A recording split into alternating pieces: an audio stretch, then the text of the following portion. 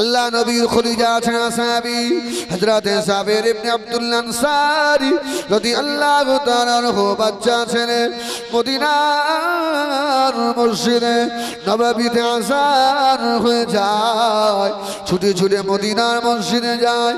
মদিনার মানুষেরা হযরতে সাবির বাচ্চা ছেলেকে জড়িয়ে ধরে, ও বাবা জাবের দাঁড়িয়ে যাও, আব্দুল্লাহর বেটা জাবের দাঁড়িয়ে যাও, তোমার আব্বা ওহদের ময়দানে শহীদ হয়ে গেছে, আমাদের কাছে ঋণ করেছিল, ও বাবা ছেলে এই ঋণ পরিশোধ করো। তোমার বাপ মুহাম্মদ সাল্লাল্লাহু আলাইহি ওয়াসাল্লামের ডাকে জিহাদে গিয়ে শহীদ হয়ে গেছে, আমরা কি করব? তোমার বাপ তো আমাদের কাছে দেনা করে গেছে, ওই দেনা শোধ করো। যাবে ছোট্ট বাচ্চা বলে, দেখো আমার 7 বোন, আমার মা আছে, আমি ছোট মানুষ, আমার সংসারই চলে না, হ্যাঁ এই 7টা বোনকে বিয়ে দিতে হবে, 7টা বোন আমার মাথার উপরে, আর আমার আব্বা মুহাম্মদুর রাসূলুল্লাহর মহব্বতে এক ডাকে জিহাদে গিয়ে শহীদ হয়েছে। জোরে বলুন সুবহানাল্লাহ। বাবা আমি এই বাচ্চা মানুষ, তা তোমাদের এই ঋণ আমি দেব কোথা থেকে? জাবের ইবনে আব্দুল্লাহ আনসারী রাদিয়াল্লাহু তাআলা আনহু ফরমাচ্ছেন, আমি আবারও মদিনার মসজিদে আসি, রাস্তায় আমাকে সব লোকেরা ধরে, বাবা জাবের বাপের ঋণ শোধ করো বাবা, সহ্য হলো না। মদিনার মসজিদে নববী শরীফে বসে হযরতে জাবের বাচ্চা ছেলের মাথায় বুদ্ধি এসে গেল, এই কথাটা আল্লাহ নবীকে বলবো, ইয়া রাসূলুল্লাহ ইয়া হাবিবাল্লাহ, আমার আব্বা তো আপনার ডাকে সাড়া দিয়ে শহীদ হয়ে গেছে, আমার আব্বা ঋণ করে চলে গেছে, আমাকে নামাজে আসতে দেয় না, সব রাস্তায় ধরে, ইয়া রাসূলুল্লাহ ইয়া হাবিবাল্লাহ, আমার আব্বার ঋণ আমি আপনার মাথায় দিয়ে দিলাম। জোরে বলুন সুবহানাল্লাহ। আমার বাপের ঋণ হুজুর আপনি শোধ করে দেন, সব সুবহানাল্লাহ বলবেন না? আমার রাসূল একটু হেসে ফেলে, এই কোচি তোমাকে এই বুদ্ধিটা কে শিখিয়ে দিল বলো তো? সুবহানাল্লাহ বলেন, সুবহানাল্লাহ বলেন। জাবের বাচ্চা ছেলে বলছে, ইয়া রাসূলুল্লাহ আমি জানি আমাদের নবী যে রহমাতাল লিল আলামিন, যদি বলুন সুবহানাল্লাহ, আমার নবী যে দয়ার নবী, ইয়া রাসূলুল্লাহ আমাকে রাস্তায় বার হতে দেয় না, আমাদের খাওয়া হয় না, ইয়া রাসূলুল্লাহ আমার আব্বা নেই। আল্লাহ নবী দূরে দুটো চোখে পানি এসে, বাবা জাবের কেঁদো না, বাবা কেঁদো না, বাবা জাবের কেঁদো না, বাবা কেঁদো না, আমার কলিজা আছে সাহাবী, তোমার আব্বা আব্দুল্লাহ ওহদের ময়দানে আল্লাহ জান্নাতি শুয়ে আছে, জোরে বলুন সুবহানাল্লাহ। ও বাবা ছেলে, আমি রাসূলুল্লাহ তোমার আব্বা যত ঋণ ছিল আমি মুহাম্মদ সাল্লাল্লাহু আলাইহি ওয়াসাল্লাম আমার মাথায় তুলে দিলাম। বাবা জাবের বাড়ি চলে যাও, বাবা হযরতে জাবের বাড়ি চলে এলেন।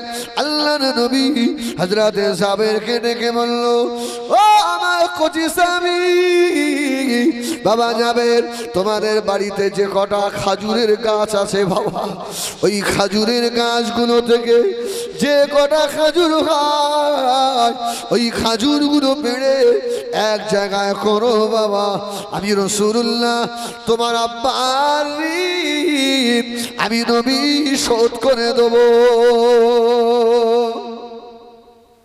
জাবের চিন্তা করছে, আরে আমাদের যে কটা খাজুর গাছ আছে কটা খাজুর আর হবে, আমার নবী যখন রাসূলুল্লাহ বলেছে সব গাছ থেকে খাজুরগুলো পেড়ে কেতাবে এসছে 3 থেকে 4 কেজি হবে খাজুরগুলো এক জায়গায়। নবী আমার তিন দুনিয়ার বাদশাহ হাবিবুল্লাহ জনাবে মুহাম্মদুর রাসূলুল্লাহ সাল্লাল্লাহু আলাইহি ওয়াসাল্লাম নবী আমার এতিম আল্লাহর নবী এতিমের দরদ বুঝতেন গো।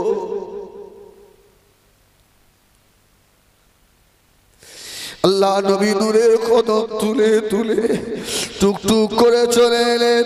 হযরত জাবেরের মূলগুলো কোণে লুকিয়ে রয়েছে। আল্লাহ নবী আসছেন, জাবেরের মা লুকিয়ে রয়েছেন।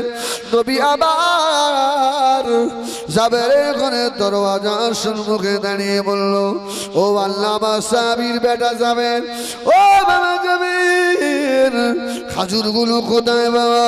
ইয়া রাসূলুল্লাহ, ইয়া হাবিবাল্লাহ, হুজুর আগিয়ে আসো।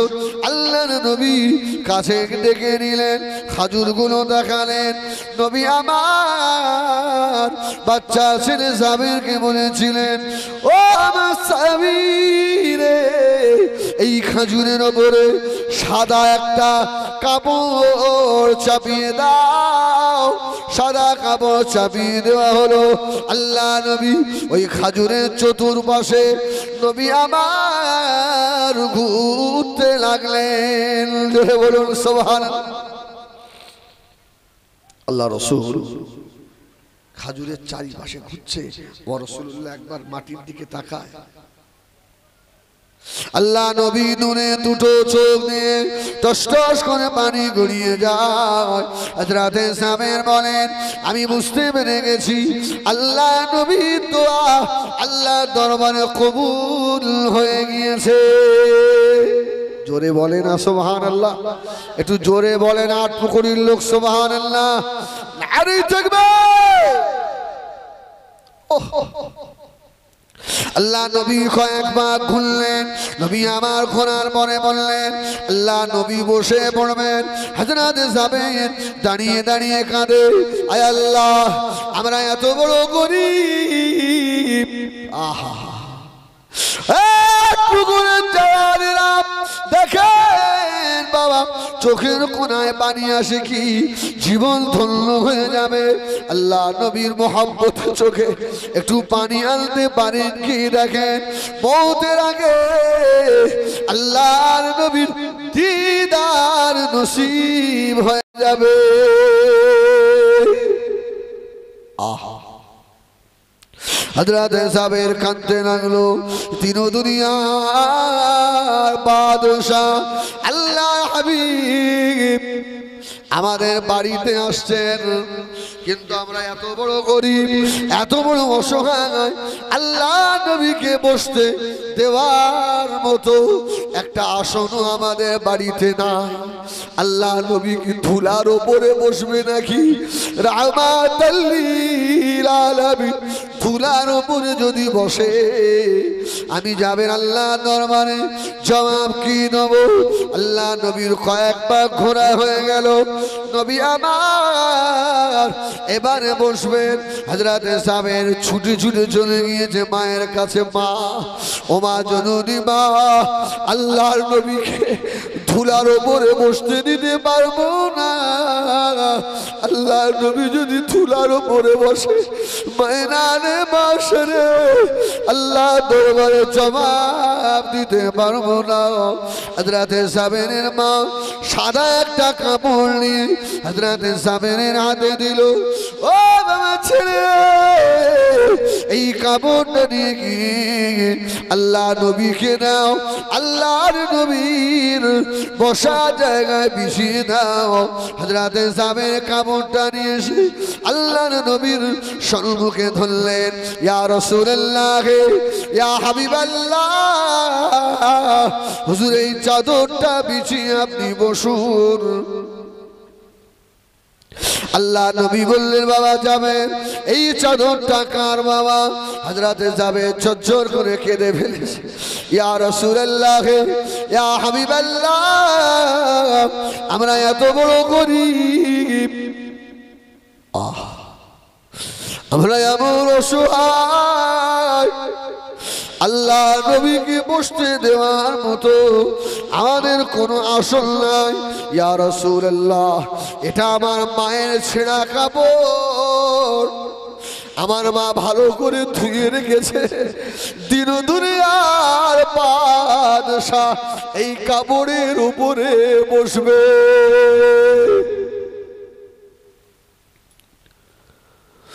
ও পুকুরের জওয়ানেরা, ও যুবকেরা, ও মুরব্বিয়ানেরা, ও মায়েরা, বোনেরা, বেটিরা, রসুলের ভালোবাসা কেমন দেখেন।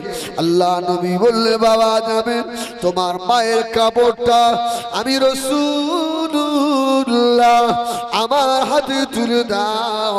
আল্লাহ নবী মায়ের জাবেরের মায়ের কাপড়টাকে হাতে তুলে নিলেন।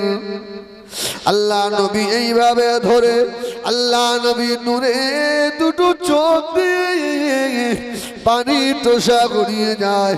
ও আমার বাবা যাবে, শুনে রাখো, আমি রাসূলুল্লাহ আজকে তোমার মায়ের এই কাপড়ের ওপরে আমি রাসূলুল্লাহ বসবো না।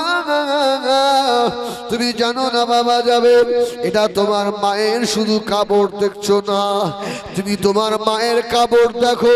আমি রাসূলুল্লাহ এটা আল্লাহর জান্নাতি রুমাল দেখছি। জোরে বলো। তুমি দেখছো কাপড় আর আমি দেখছি এটা জান্নাতি একটা রুমাল। জোরে বলুন সুবহানাল্লাহ। রাসূলুল্লাহ বললেন, বাবা যাবে এই কাপড়টা তোমার মাকে দিয়ে দাও। বাপ, আজকে আমি নবী আমার জাবেরের বাড়িতে ধুলার ওপরেই বসবো। জোরে বলুন সুবহানাল্লাহ। আহা, আমার নবীর কি আদর্শ বলেন। আর আমরা মৌলী সাহেব যদি আমাদের একটু বসার জায়গা খারাপ হয়েছে, মৌলী সাহেবের মুখ দেখে কেডা কি? ভাই আমি ভুল বললাম নাকি? মৌলী সাহেবের যদি চা আনতে একটু দেরি হয়, মৌলী সাহেব ফুলে যেন সেই বুড় হয়ে গেছে। হুজুর তোমার তো আদর্শ এরকম হওয়া উচিত নয়। হ্যালো, হ্যাঁ হ্যালো, হ্যাঁ তুমি বুঝতে পারছো না লস করছি? ঠিক কিনা ভুল বলে? আরে আমার মতো হুজুরির তো বোঝা উচিত যে এই আদর্শ আমার নবীর নয়। আমি তখন বনগা মাদ্রাসায় পড়ি, বনগা মাদ্রাসায়, বুঝলেন না? ওখান থেকে আমি আলেম দিয়েছি বনগা। আমার একটা ওস্তাদ ছিলেন, বড় আল্লাহর ওলি মানুষ। তো আমি তো আবার হাফেজ সাহেব, তো আমাকে খতম পড়তে নিয়ে গেছে, জানেন তো আল্লাহর ইচ্ছা আপনাদের আব্বা মায়ের দোয়া, ছোট্ট থেকে গলার সুরটা ভালো, হ্যাঁ পড়লে সব মেয়েরা উঁকি মেরে দেখে। তা আমার বলছে হেজবুল্লাহ আসতে বলবি। হ্যাঁ, আমি কেন? বলে আমার গলা খারাপ, তোর ভালো, ও অসুবিধা হয়ে যাবে। ঠিক আছে। আর আল্লাহ শুকর, আমার ওস্তাদদের সঙ্গে আমার এত সুন্দর মহব্বত এখনো। হ্যাঁ, যাই হোক, তো ওই বাড়িতে আদর্শ দেখেন, রাসূলুল্লাহর আদর্শ। এই জন্য শিক্ষক যেমন হবে ছাত্র তেমন হবে। তো নাকি? দরুদ শরীফ আল্লাহ।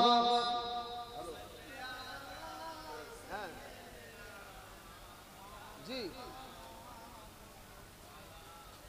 জি জি হুজুর বলেন, আমি ওয়াজ করছি। বল হুজুর, আমি আটপুকুরে আছি হুজুর। জি,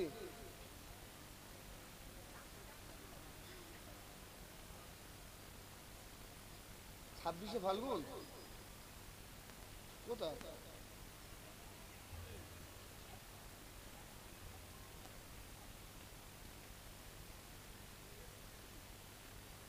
আপনি যখন বলছেন ঠিক আছে, আমি জলসা থেকে নেমে আপনাকে আমি ফোন করছি হুজুর। হ্যাঁ, লাল লাইভ হচ্ছে, আমি আটপুকুরে আছি। জি হুজুর, বেয়াদি মাফ করেন। জি হুজুর ফোন করেছে আপনার, আমার বেয়াদবি একটু হয়ে গেল, আল্লাহ ক্ষমা করেন। শোনেন, এই জন্য পীর যেমন হবে তার মুরিদ তেমন হবে। তো ওস্তাদ যেমন হবে ছাত্র তেমন হবে। তো তো ওস্তাদ উনি হলেন, তো আমাকে এই খতম পড়ছি, খতম পড়া হয়ে গেছে, তা মাছ দিয়ে আর বেগুন দিয়ে রান্না হয়েছে, বুঝলেন? এখন সেই বেগুন তরকারিটা একদম লবণই দেয়, লবণ দেওয়া নেই। এখন হুজুর বেগুন তরকারিটা বেশি খাচ্ছে। আমরা তো অত বুঝিনি রে ভাই, আমাদের অত বিদ্যে বুদ্ধি আছে নাকি? মুখে দিয়ে বলছি হুজুর ইটি নুন দেয়নি, এক ফোঁটা নুন হয়নি, তা আপনি খাচ্ছেন কি করে? এবারে বাড়িওয়ালা তো সুর ফুটে ফেলে, বুঝলেন? বাড়িওয়ালা বলছে কি আবার বেগুন তরকারিতে নুন দেওনি, দেখেছি এবার তোর জন্য হদ্দ কথা শুনবে। আমি জানি, হ্যাঁ। বলছে আরে হুজুর, এবার ওর স্বামীকে বলছে চুপ করো, ও তরকারিতে নুন দিতে মনে নেই বলে এই ভাতের পাশে তো নুন দিয়ে দিয়েছে। ও অত কিছু বকা। সুবহানাল্লাহ বলেন, সুবহানাল্লাহ বলেন। কি আদর্শ দেখেন শুনুন, এরা হচ্ছে আলেম। কি আরে বিবির অনেক সময় কাজের ভুল হতে পারে না, হ্যাঁ। আমার সত্যি এই জিনিসটা আমি জীবনে কোনোদিন আমার মাথা থেকে ভুল হবে না। আর একটা জিনিস, আমি জীবনে একটা চড় খেয়েছিলাম, এক চড়, তা এত জোরে আমার চড় বেরোলো ভাই। মাওলানা হাসখালি, মানে মাওলানা তোয়াক্কুল আলী সাহেব হুজুরের ছেলে আব্দুল লতিফ সাহেব খুব বড় আলেম ছিলেন, আমার ওস্তাদের ওস্তাদ। তো ওনার সঙ্গে দাওয়াতে যাচ্ছি, দাওয়াতে গেছি, তো ওয়াজ করছি, বুঝলেন? আর শুধু বলছি আবু জেহেল, আবু জেহেল, আবু জেহেল। আর এক ঘর আলেম বসে আছে ভাই। আমি যেই নেমে গিয়েছি, আর এত জোরে একটা চড় মেরেছে আমাদের, আমি অবাক, মারলে আমি কি অন্যায় করি, আমি পুরো বোকা হয়ে গেছি। তা আলেমরা বসে আছে, বলছে হুজুর কি হলে আপনি হেজবুল্লাহ মারলেন কেন? বলো আমার সঙ্গে ঘোরে আর শুধু আবু জেহেল, আবু জেহেল, আবু জেহেল না আবু জাহাল। হুজুর বেয়াদবি মাফ করে, আবু জাহাল হবে, আবু জেহেল হবে না। সেই থেকে এই আবু জাহালের রস করতে গেলেই সেই মারির কথা আমার স্মরণ পড়ে।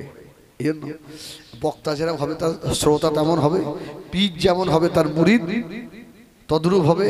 এই জন্য ভালো আলেমের, ভালো পীর সাহেবের সোহবত দরকার আছে না নেই? আল্লাহু আকবার। আমরা রাসূল পাক সাল্লাল্লাহু আলাইহি ওয়াসাল্লাম কেমন আদর্শের মানুষ ছিলেন। রাসূল বলল বাবা এটা নিয়ে যাও, তোমার মাকে দাও, আমি মুহাম্মদ সাল্লাল্লাহু আলাইহি ওয়াসাল্লাম আজকে মাটিতেই বসবো। জোরে বলুন সুবহানাল্লাহ। ওহ নবী আমার দিন দুনিয়ার বাদশাহ হাবিবুল্লাহ জনাবে মুহাম্মদুর রাসূলুল্লাহ সাল্লাল্লাহু আলাইহি ওয়াসাল্লাম নবী আমার জমিনের উপরে বসে পড়লেন। আল্লাহ নবী ডাক দিলেন, ও আমার সাহাবী বাবা সাবের এদিকে এসো বাবা। হযরতে সাবের চলে এলো। বাবা সাবের আমি রাসূলুল্লাহ, আমার পাশে দাঁড়াও বাবা, একবার আওয়াজ দাও। এ মদিনার মানুষেরা, আমার আব্বা আব্দুল্লাহ যাদের কাছে ঋণ করেছিল সব চলে এসো বাবা। নবী আমার আব্বার ঋণ শোধ করে দেবে। জোরে বলুন সুবহান। জাবের আমার পাশে দাঁড়িয়ে আওয়াজ দাও। জাবের বলছে ইয়া রাসূলুল্লাহ আমি বাচ্চা মানুষ, আর আপনার পাশে দাঁড়িয়ে যদি আওয়াজ দেই সারা মদিনার লোক কি শুনতে পারবে? জোরে বলুন সুবহানাল্লাহ। আরে আমরা এখানে বসে ইয়া নবী সালামু আলাইকা পড়ি, আমার নবী শুনতে পায়? শুনতে পায় না? বারহাক শুনে। সুবহানাল্লাহ বলেন, সুবহানাল্লাহ বলেন। যাক ওদিকে আমি পরে আসছি। আপনাদের খুব অসুবিধা হচ্ছে হয় না তো? একবার জোরে বলেন না ইয়া রাসূলুল্লাহ। যার মুখ বন্ধ থাকবে আল্লাহ যেন ওরে কিয়ামতের দিনে বোবা শয়তান করে ওঠায়। এত বড় বদদোয়া কেন? যে নবীর জন্য আমরা আপনার চাঁদের মতন মুখ, ওই নবীর নামটা মহব্বতে নেওয়া যাবে না? একবার বলো ইয়া রাসূলুল্লাহ। এই আরো জোরে হবে ইয়া রাসূলুল্লাহ, ইয়া হাবিবাল্লাহ। বলেন হায়াতুন নবী, জিন্দা নবী, নূরুন নবী, নারে তাকবীর। বল আলহামদুলিল্লাহ। আচ্ছা এই ডাক আমার নবী শোনে? আসছি বলে তো রাসূল বললেন যাবে বাবা এখানে দাঁড়িয়ে একটু আওয়াজ দাও। হযরত জাবের বলছে ইয়া রাসূলুল্লাহ আমি এখানে দাঁড়িয়ে বললে সারা মদিনার লোক শুনবে। নবী আমার দিন দুনিয়ার বাদশাহ হাবিবুল্লাহ জনাবে মুহাম্মদুর রাসূলুল্লাহ সাল্লাল্লাহু আলাইহি ওয়াসাল্লাম নবী আমার জবাব দিয়েছিলেন, ও আমার সাহাবীরে আমি রাসূলুল্লাহ তোমাকে বললাম কার জবান দিয়ে বার হয়েছে জানো না? তুমি একবার আওয়াজ দেবে, আমার জাবেরের গলার আওয়াজ মদিনা শরীফের এমন কোনো মানুষ থাকবে না সে শুনতে পাবে না। জোরে বলুন সুবহানাল্লাহ। ও আমার সাহাবী বাবা যাবে শুনে রাখো, শুধু মানুষে নয় মদিনার গাছপালা আর পাথরগুলো আমার জাবেরের আওয়াজ শুনবে। ধরে বলো সুবহানাল্লাহ। জাবের রাসূলের পাশে দাঁড়িয়ে আওয়াজ, এই মদিনার মানুষেরা, আমার আব্বা যাদের কাছ থেকে ঋণ করেছিল আমার নবী রাহমাতাল লিল আলামিন তাদের ঋণ শোধ করবে। সব ধামা বালতি বন্যা বস্তা নিয়ে সব ধরো। যাবে দাঁড়িয়ে বলছে হুজুর শুনবেন তো, বাচ্চা মানুষ তো, হুজুর শুনতে পাবেন তো? আমি বল দাঁড়া বাপ দাঁড়া। আল্লাহ নবী সাহেবকে বললেন বাবা সাহেব ও আমার সাবি একটা দাড়ি পাল্লা নিয়ে এসো। একটা দাড়ি পাল্লা হলো আস্তে আস্তে হযরত জাবেরের বাড়ি মানুষের লাইন লেগে গেল।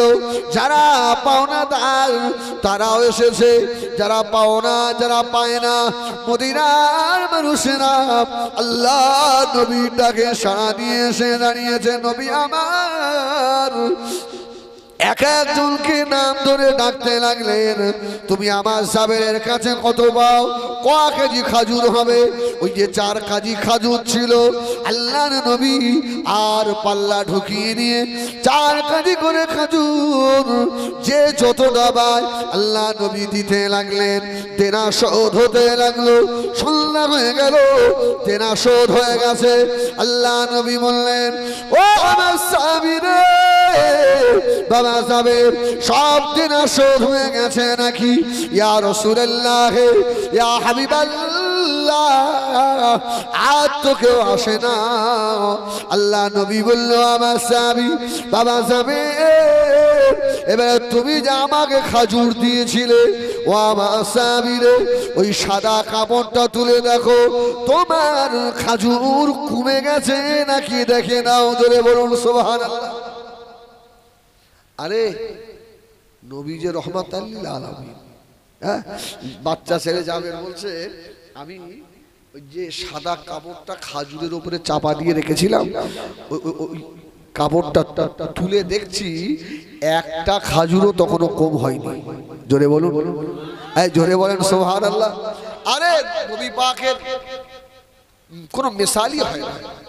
একজন সাহাবীকে রাসূল থেকে বললেন, এই তোর সংসারের অভাব, এই নিয়ে এইসব খাজুরগুলো নিয়ে যা বাড়ি। যখন ক্ষুধা পাবে এর মুখ খুলবি নি, ওই বস্তার মধ্যে হাত দিবি আর মাল বার করবি। জোরে বলুন সুবহানাল্লাহ। তোর জীবনে অভাব হবে না। তো সাহাবী, আচ্ছা এর মতো লাভার আছে, সে আর খাজুর বলেন। হ্যাঁ আরে রাসূলুল্লাহর হাতের ছোঁয়া, হাত ঢোকায় আর মাল বের করে খায়। বহুদিন খেয়েছে, বহুদিন। হযরত ওসমান রাদিয়াল্লাহু তাআলা যেদিন শহীদ হয়ে যান, উনি ওসমানকে ঠেকাতে এসেছিলেন, আসতে গিয়ে ওই খাজুরের ঝোলাটা পড়ে যায়। আর ও আমার ভাইজানেরা সোনা মানিকেরা, আল্লাহ নবীকে আল্লাহ কত বড় নিয়ামতের হকদার করেছে। এর আগে আমি ওয়াজ করেছি বাবা, আজকে আর একবার শুনিয়ে দিই। আল্লাহ নবীর কলিজা সাহাবী হযরত আব্দুল্লাহ ইবনে উকাইস রাদিয়াল্লাহু তাআলা আনহু সংসারে বড় অভাব। আল্লাহ নবী ডাকলেন, বাবা আব্দুল্লাহ ইবনে উকাইস এদিকে এসো বাবা, আমার কাছে এসো বাবা। আল্লাহ নবী আব্দুল্লাহ ইবনে উকাইসকে রেখে আল্লাহ নবী একটা উট দিয়ে দিলেন। যা এই উঠতে পারলে, এই উঠতে পারলে সুবহানাল্লাহ বলে, সুবহানাল্লাহ বলে। আরে নবীর সঙ্গে কারুর মিসাল হয় না, নবী কারুর মতো নয়, নবীর মতো। জোরে বলুন সুবহানাল্লাহ। এই জন্যই তো যত সিলসিলা যত মতপথ আছে আপনি মুজাদ্দিদ জামানের সিলসিলাকে একদিকে রাখেন আর সব একদিকে রাখেন, খোদার কসম মুজাদ্দিদ জামানের সিলসিলার যারা পরিমাণ হাদিস কোরআনের বাইরে নয়। জোরে বলুন সুবহানাল্লাহ। কি করে তুমি এখানে এসে আবার নাক গলাও, ওর নাক কেটে দেবেন? আল্লাহু আকবার। তো ডেকে বলছে এদিকে আয়, খুব সংসারে অভাব যাচ্ছে। হ্যাঁ, এই উটটা নিয়ে যাও, উটটা নিয়ে যাও, যাও। উট ইয়া শুনলে উটের তো বাচ্চা হয়নি, বলে বাচ্চা লাগবে না রে। উটের মাজায় রাসূলুল্লাহ হাত বুলিয়ে দিলেন আর বলল যা, যখনই তোর ক্ষুধা পাবে একটা পাত্র নিয়ে উটের ওই, আপনারা কি বলেন ওটাকে, এই পালান বলেন না উলান বলেন, বাঁট, পালান একদম গোদা বাংলায় যারে বলে, ওখানে ধরবি যা, আমি রাসূলুল্লাহ আমার হাতের বরকতে চোচো করে দুধ দেবে। জোরে বলুন সুবহানাল্লাহ। ইয়া রাসূলুল্লাহ বাচ্চা হয়নি, দুধ হবে কি করে? আচ্ছা এটা সম্ভব না অসম্ভব? সম্ভব না। আরে আমার নবীর কথা তো আল্লাহর কথা, ওমা ইয়ানতিকু আনিল হাওয়া ইন হুয়া ইল্লা ওয়াহয়ুন ইউহা। ও বাবাজানেরা, হযরত আব্দুল্লাহ ইবনে ওকায়েস বড় খুশি হয়ে গেল, উটটা নিয়ে বাড়ি চলে গেছে। যখনই ক্ষুধা পায় পাত্র নিয়ে গিয়ে উটের ওলানের কাছে ধরে, চো চো করে দুধ দেয়। কয়েক মাস পরে আর উট হারিয়ে গিয়েছে। এত দামি সম্পদ যদি হারিয়ে যায় মাথায় কাজ করবে নাকি? হাঁটা লাগবে না, খোঁটা লাগবে না, কিচ্ছু নয়, শুধু কি ধরলেই খাওয়া পাওয়া যাবে। সুবহানাল্লাহ সুবহানাল্লাহ। উটটা হারিয়ে গেল। হযরত আব্দুল্লাহ ইবনে ওকায়েসের বিবি বলতে লাগলো, স্বামী গো, আল্লাহ নবীকে গিয়ে বলুন, ইয়া রাসূলুল্লাহ, ইয়া হাবিবাল্লাহ, আমাদের যে উট দিয়েছিলেন উটটা হারিয়ে গেছে। আব্দুল্লাহ ইবনে ওকায়েস বললেন, বিবি রে, আমি আল্লাহ নবীকে বলতে পারবো না, আমার যে বড় শরম হয়। আল্লাহ নবী এত দামি একটা উট দিলেন,